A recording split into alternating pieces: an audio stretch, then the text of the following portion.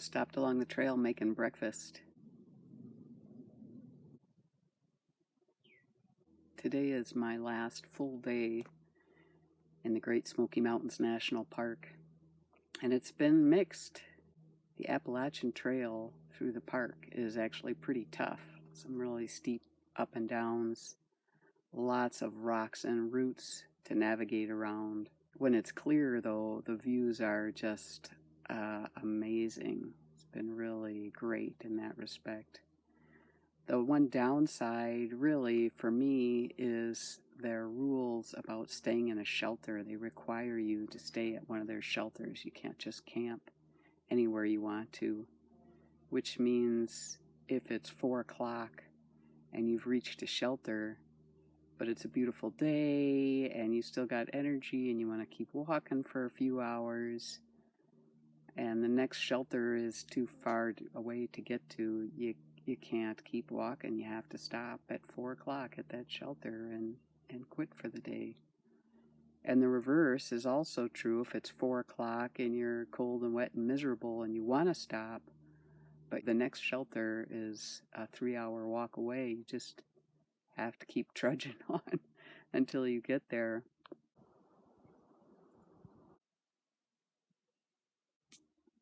The other thing about staying in a shelter is, of course, you don't get to choose who your shelter mates are. You end up with whoever else is at that shelter, which is, a roll of the dice. So night before last, I ended up with a great group. It was 2 women in their 50s, maybe, who were backpacking together. Even though they didn't know each other, they found each other through some online hiking meetup group. They were both looking for somebody to backpack with who was willing to go at their slower pace. And, I think they were on day 2, and it was working out really well, so that was pretty cool. And then there were 6 or 8 young men, maybe 20 years old, from Atlanta that had all come up for a one-night stay. They wanted to see the view from Charlie's Bunyan. And they were a lot of fun. They had never backpacked before, so they were borrowing gear from, friends or whatever. And yeah, it was a nice group. And then contrast that with who I ended up with last night, which was one retired guy who's like brought a cot and a chair. Said he had 50 pounds in his pack. But he was walking all the way from Georgia just like me, but he started months ago because he takes like a week off at towns along the way. And then there was a couple, maybe late 20s, early 30s, that were local, and then another couple that was local. I think it was a father and a daughter. I mean, the guy talked about his wife a fair bit, and the woman was quite young. I mean, maybe she was 18, but they slept together in a hammock. So I don't know exactly what that was about, but the 2 local guys,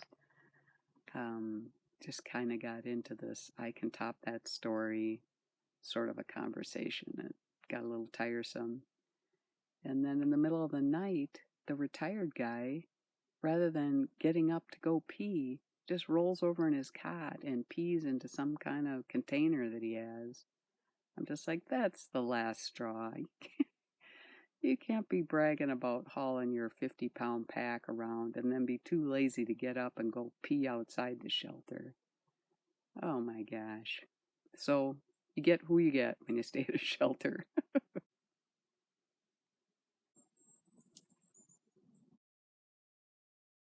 I just crossed paths with a guy, a day hiker, who asked me if I was going up to Mount Cammerer. And I said, yeah, and I looked out, if it's clear, I'm going to go up to the top. And he warned me about a rattlesnake up there. And then just a little bit ago, the sun came out. I'm like, sunshine and a rattlesnake? Woohoo!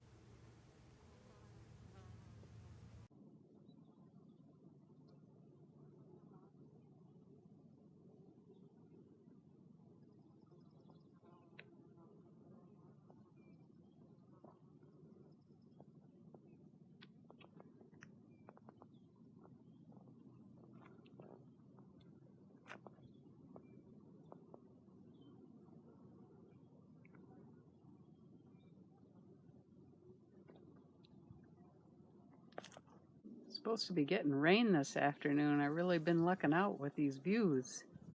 Check out this skink. Crawled up on the rock with me to look at the view. It's been raining off and on. I was thinking of staying at the Davenport Gap shelter until I saw these bear warning signs, which really wasn't selling the shelter to me. So I'm going to continue on and shoot to get to Standing Bear Inn.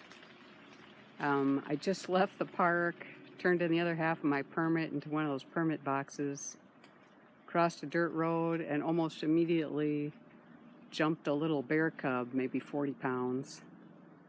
I didn't see Mama around or any other cubs, so I just stood there for a minute, let everybody get to where they needed to get, and then for the next 15 minutes or so, I was just tapping my trekking poles together, making a fair bit of noise to make sure everyone knew where I was going.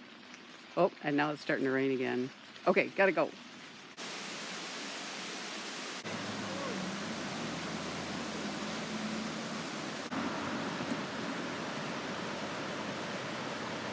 Nope, I'm not lost. I'm still on the Appalachian Trail. If you look on the guardrail on the right, you can see the white blazes. Looks like they want me to head towards Knoxville. See the white blaze there? And some more over there.